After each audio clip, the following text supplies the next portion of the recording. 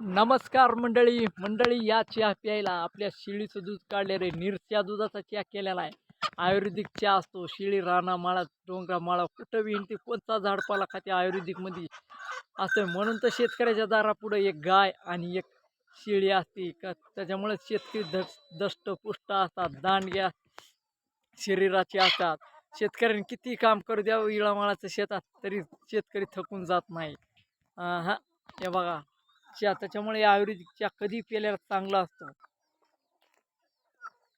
एकदम चव बेस्ट लागते ह्या चहाची, आयुर्वेदिक चहा. अहो, हे तुमचे नोकरदार फिवकरदार अहो, साधे कलेक्टरला देखील असा निरशा दुधाचा, ती बी शेळीच्या दुधाचा चहा भेटत नाही. कलेक्टर पिन पावडर पावडर दूध पावडर असतं, त्या दुधाचा चहा किंवा जलशा गायचा मसाडाचा. पण आम्ही शेतकरी तसं नाही, गायचं शेळीचं आयुर्वेदिक चहा पितो, दूध पितो, चहा